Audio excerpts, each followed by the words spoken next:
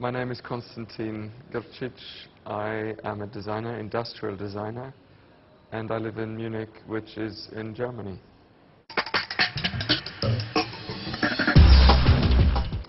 No, I don't think so. I think an iPhone is very hip. Hip is a ridiculous word, but an iPhone is extremely cool. I think is one of those products of our time, of now. It may go out of fashion soon, and the bus will stay in fashion longer, but the iPhone reaches quite a peak, which definitely surpasses the bus.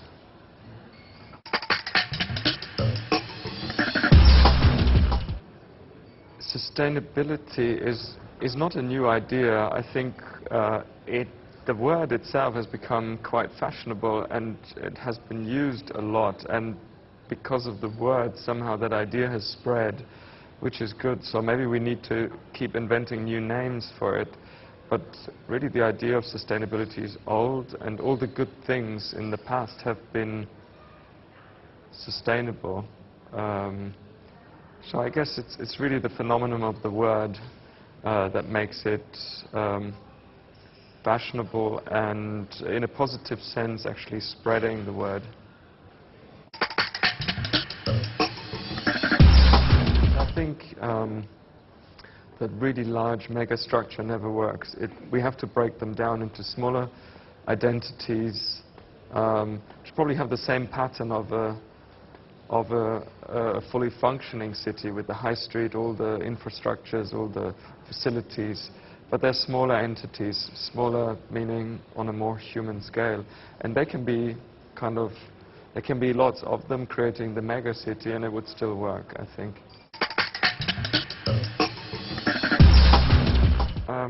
I think they're beautiful cities, and those beautiful cities like Paris, they have that naturally. People identify, the people who live there, but also the people who come there, they identify with it, and therefore they care.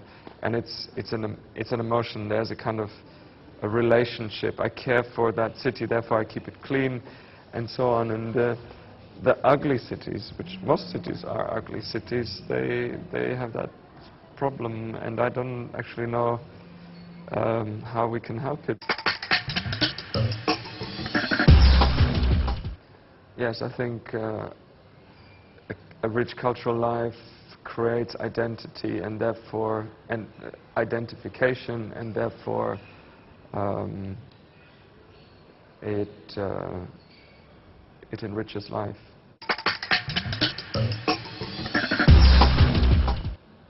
Can I drop this question? I think I don't have an answer for it.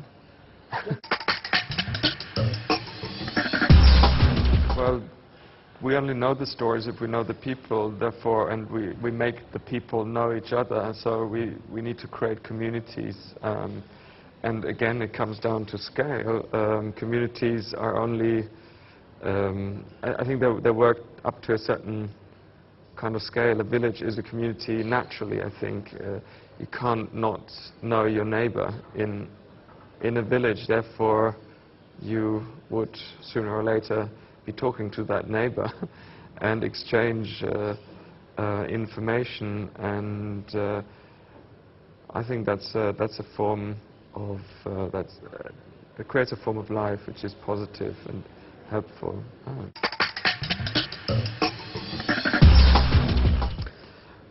Well, I guess it's a structural issue.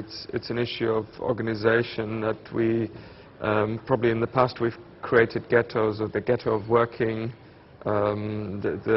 places where I go to work, and these places become alive during the day, but people leave them in the evenings, and they go to their residential areas, which are dead during the day and come alive in the evenings, or they are alive in the morning. So city planners need to make sure that all the kind of activities are mixed. There's residential and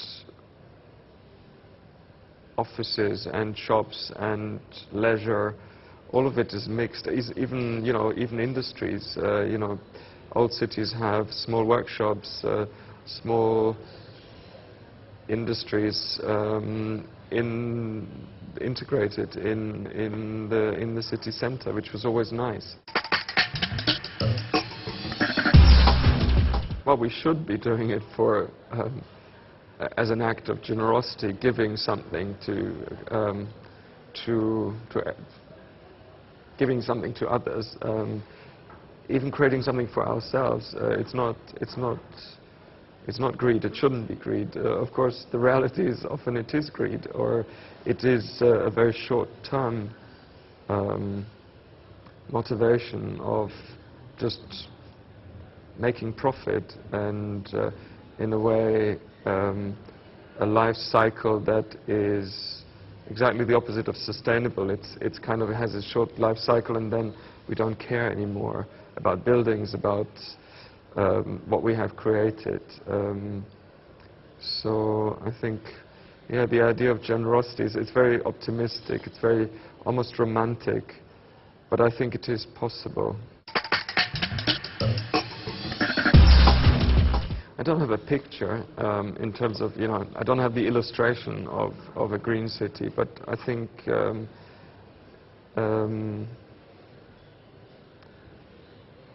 we have to believe in this idea of a green city, and I like the idea that we're talking about a city, because that's the biggest challenge, that the city is green.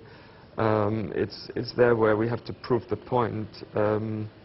I think the way to realize these ideas can be, will be, or have to be many different ways. So there's no one solution. There are many different, and they can be even diverse, even almost contradictory. But I think that it's, in the end, it's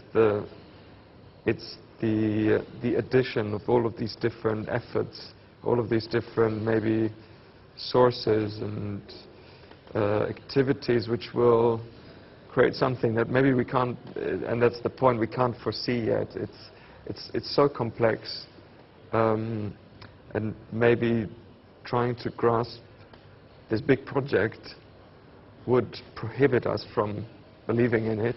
So let's focus on the little efforts we can make to become more clear, more direct, more maybe more controllable, or we can anticipate it more in a more concrete way, and then that will be a contribution to the whole lot, and another community, another group will do something else, work from another end, and it will all come together and create something that I think we just really don't know what it would be. But most important is the belief, the belief and the faith that we can. It's not too late, but we just have to act.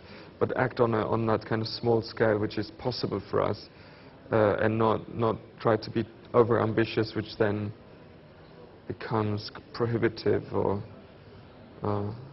fails.